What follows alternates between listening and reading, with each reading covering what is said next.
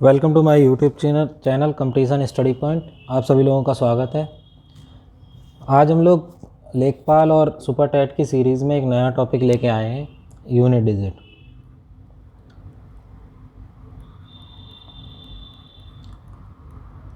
Unit digit, इससे एक प्रश्न ज़रूर आता है, पूछा जाता है इकाई का अंक कौन सा है। संख्या का अंतिम अंक जो होता है, जैसा कि हम लोग जानते हैं संख्या का जो अंतिम अंक होता है वही इकाई का अंक होता है। तो कभी कभी क्या होता है, इक्वेशन दी रहती है, मल्टीप्लिकेशन में या एडिशन में कई सारी संख्याएं दी रहती हैं और उनका इकाई का अंक पूछा जाता है। तो इस प्रकार के प्रश्नों को हल करने के लिए कुछ नियमों को जानना ज़रूरी है। तो हम लोग ऐसे नियमों को जानेंगे और प्रैक्टिस करेंगे, देखिए कैसे इकाई का अंक निकालते हैं।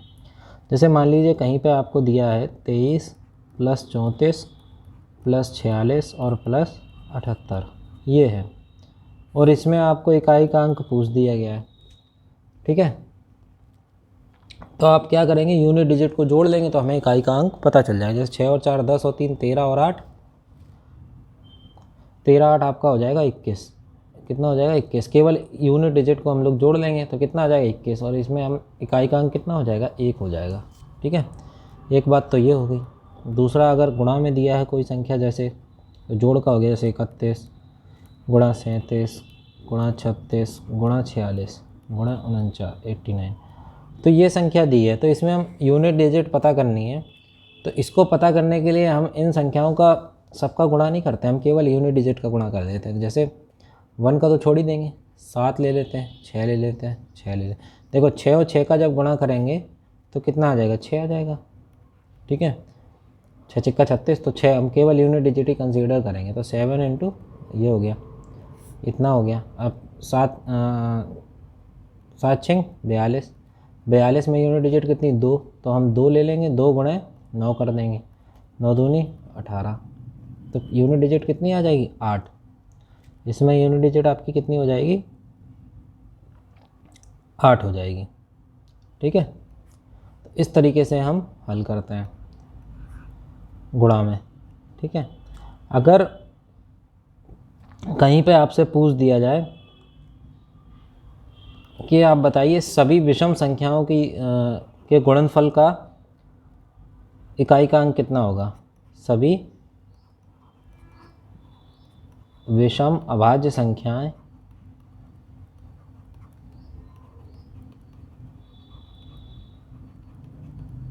अभाज्य संख्याओं के गुणनफल का इकाई का अंक।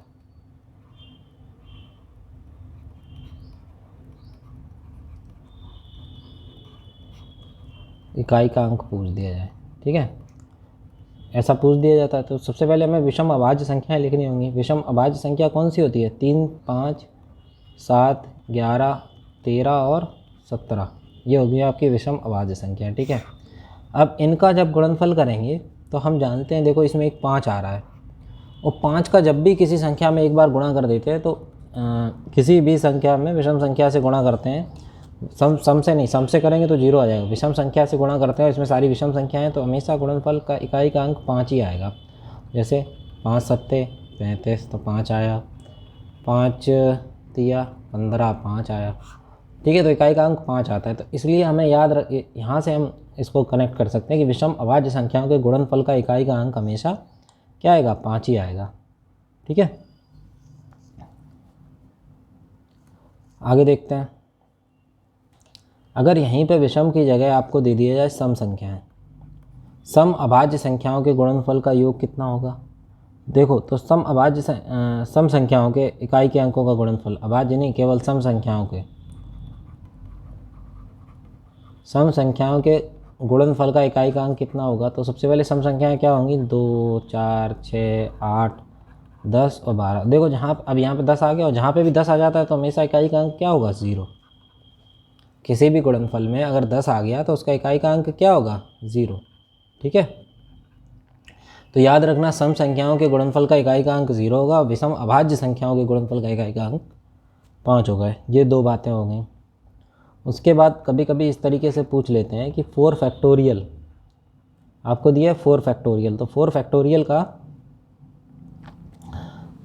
इकाई का अंक कितना होगा, तो हम जानते हैं देखो फैक्टोरियल को हल ऐसे करते हैं, जैसे 4 दिया है, 4 के आगे फैक्टोरियल लगाया तो इसका मतलब होगा 4 गुणे 3 गुणे 2 गुणे 1। ठीक, इसका गुणनफल हो जाएगा 24 और इकाई का अंक कितना होगा 4। ठीक, उसके बाद मान लो आपको दिया है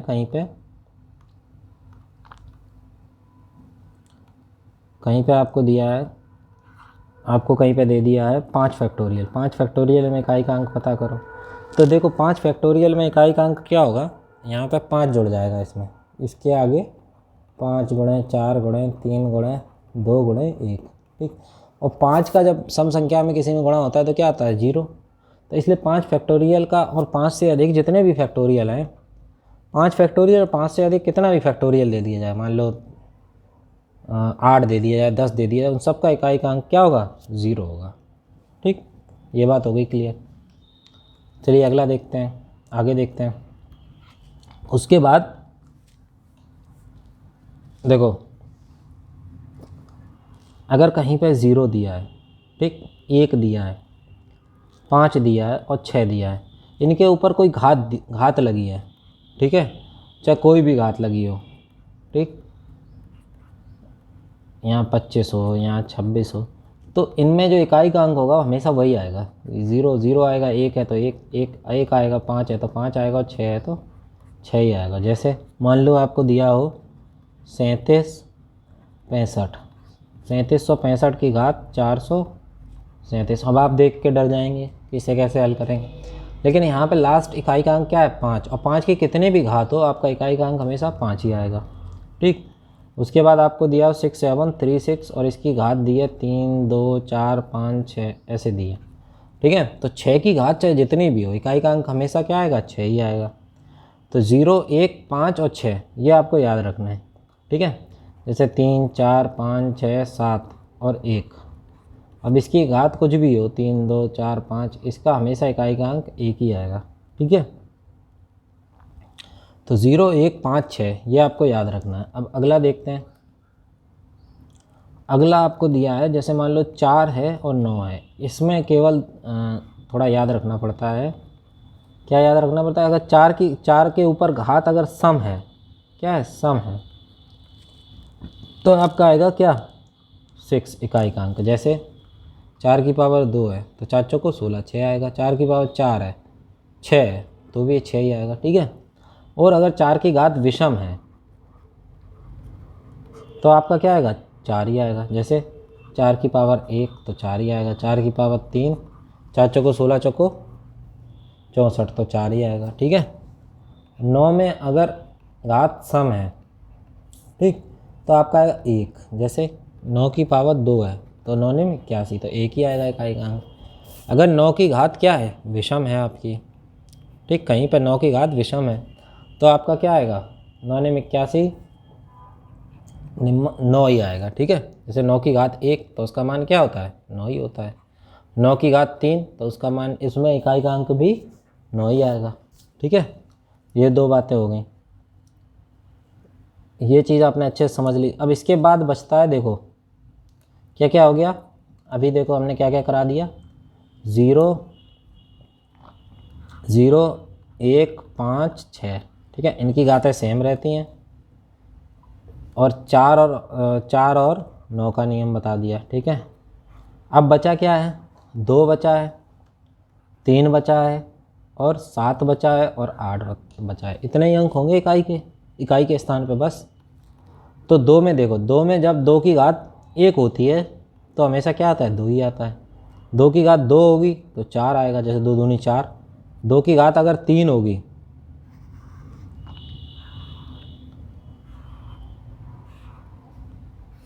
ऐसी टेबल बना लेते हैं तो समझने में आसानी होगी। ये इकाई का अंक है, अब गुणा करके देख लेना समझ में आ जाएगा। 2 की घात 4 होगी, 2 की घात 3 होगी तो आपका क्या आएगा 8, 2 दूनी 4 दूनी 8, 2 की घात 4 होगी तो 6 आएगा। ठीक है, अब 3 की घात 1 है, 3 एकम 3 तो 3 ही आएगा, 3 की घात 2 है तो 9 आएगा, 3 की घात 3 है तो 7 आएगा, 3 त्रिका 9 तिया 27, और 3 की घात 4 है तो 1 आ जाएगा। ठीक है, 7 की घात 1 है तो 7 आएगा, 7 की घात 2 है तो 9 आएगा, 7 7 49 तो इकाई का अंक 9 है। फिर 3 आएगा और फिर 1 आएगा। इसी प्रकार 8 की घात 1 है तो 8 आएगा, 8 की घात 2 है तो 4 आएगा, फिर 2 आएगा, फिर 6 आएगा। ये आप गुणा करके देख लेना इकाई का अंक कितना आ रहा है, तो इतना याद रखना पड़ेगा 2 3 7 8 में। चलिए इतना हो गया। अब चलिए इसे समझते हैं थोड़ा एग्जाम्पल के थ्रू। घातों के सवाल ज़्यादातर कठिन पड़ जाते हैं और यही पूछे जाते हैं, तो देखते हैं कैसे इसे सॉल्व करेंगे। देखो 7 की घात अगर दी है 92 इंटू 6 की पावर दी है आपको 36 इंटू 3 की पावर दी है आपको 65, ठीक, इतना दिया है। तो इसे देखते हैं कैसे करेंगे। देखो 7 की पावर 92, तो देखो हमने कहा था 7 में जो है 1 कब आता है, 7 में 1 कब आता है 4 बार, यानी 7 की घात 4 बराबर 1 होता है, ठीक है। तो हम 92 घातें हैं 7 की, कितनी 92। तो इसमें देखते हैं 4 के पेयर कितने बन रहे, 4 एकम 4, 4 दूनी 8, बच्चा 1 2,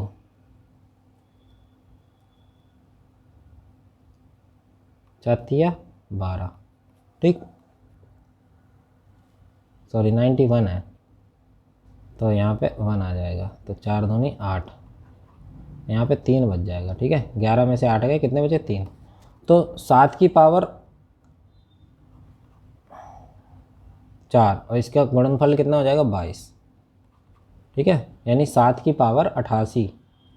ये तो ये हो जाएंगे 4 के मल्टीपल में, तो इनकी वैल्यू तो 1 हो जाएगी, इकाई का अंक 1 हो जाएगा, और बाकी बचेंगे कितने, 7 की पावर 3 बच जाएंगे शेष, ठीक। इसी प्रकार यहाँ पे 6 की पावर 6 छिक्का 36 है ना, 6 में चाहे जितनी भी पावर हो हमेशा 6 ही आना है। अब 3 का देख लो, 3 में 4 बार, इसमें भी 4 का भाग देंगे 65 में, तो कितने पेयर बन जाएंगे, 4 एकम 4, 2 5, 4 6 24, 1 बच जाएगा यहाँ पे, ठीक है। कितना बच जाएगा, 1 बच जाएगा, सॉरी यहाँ पे 4 दूनी हाँ 4 एकम 4, 2 बचे, 4 6 24, 1 बच जाएगा यहाँ पे, 16 चौको 64, 1 बच जाएगा, तो यहाँ पे 3 आ जाएगा, ठीक। तो 7 की पावर 3 हमेशा कितना आता है, 7 की पावर 3 हमेशा 3 ही आता है, 7 की पावर 3 जो है 3 आएगा,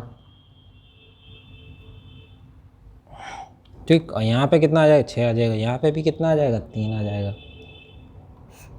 तो 3 तिरका 9 और 9 छिक्का 54, तो कितना आ जाएगा आपकी घात 4 आएगी, ठीक है। नेक्स्ट देखते हैं अगला।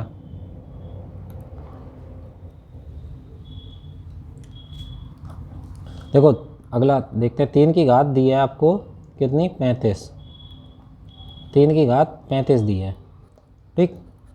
अब इसको देखो कितनी घात, इसको कैसे हल करेंगे, तो देखो 3 की घात 32 गुणा 3 की घात 3 हो जाएगा। तो 32 क्यों तोड़ा है, क्योंकि ये 4 का मल्टीपल है, चरवाड़ 32 होता है तो 4 का मल्टीपल, इसकी वैल्यू आ जाएगी 1 और इसकी वैल्यू क्या आ जाएगी, 3 तिरका 9 होती है 27 यानी 7, ठीक।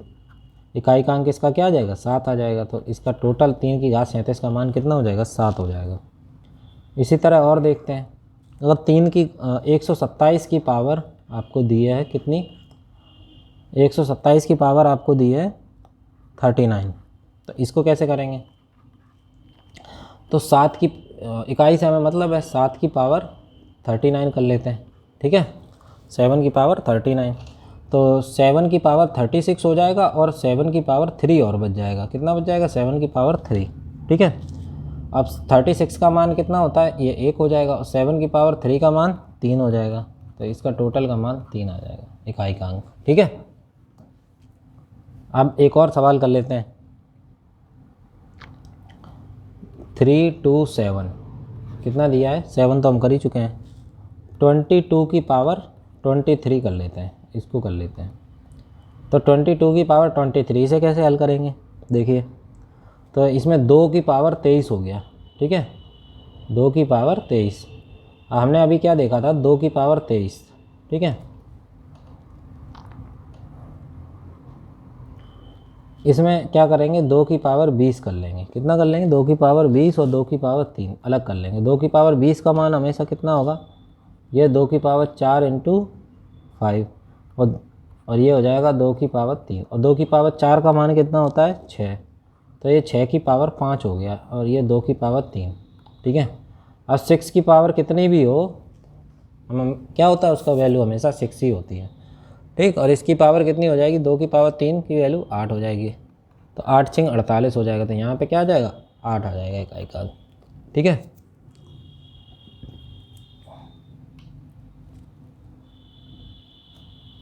एक और कर लेते हैं अच्छा सा सवाल। 12 की पावर दी है आपको 55, ठीक है, और बटे में आपको दिया है 3 की पावर 11, और प्लस में दिया है 8 की पावर 48 अपॉन 8 की पावर आपको दी है 16 की पावर 18।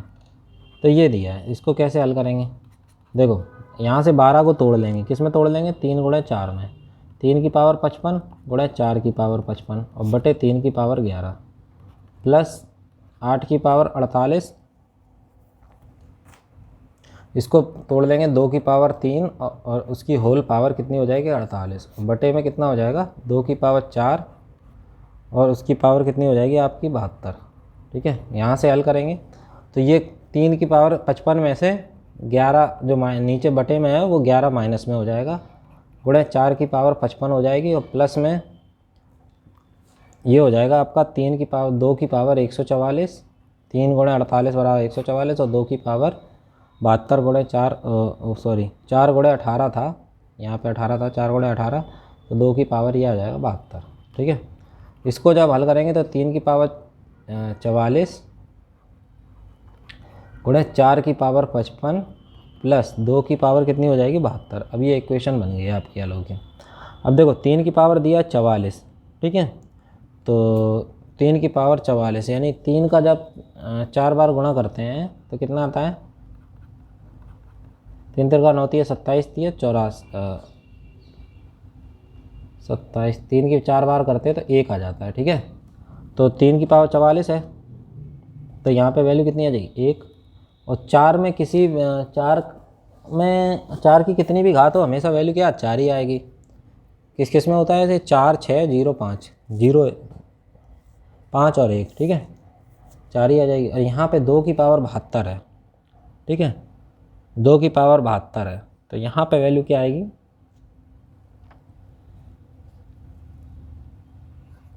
इसमें 4 से भाग चला जा रहा है, 2 गुणे 2 गुणे 2 गुणे 2, 2 दूनी 4 दूनी 8 दूनी 16, तो 2 की पावर 4 का वैल्यू 6 आती है लास्ट में, ठीक है। तो यहाँ पे आ जाएगा 72 में 4 का भाग देंगे, 4 एकम 4 और 4 बट 32, तो 4 से चला जाएगा तो इसकी वैल्यू क्या आ जाएगी 6 आ जाएगी यहाँ पे, ठीक है। तो 4 + 6 = कितना आ जाएगा 10, तो लास्ट में इकाई का अंक कितना आएगा 0। ये अच्छा क्वेश्चन था, इम्पोर्टेंट भी है।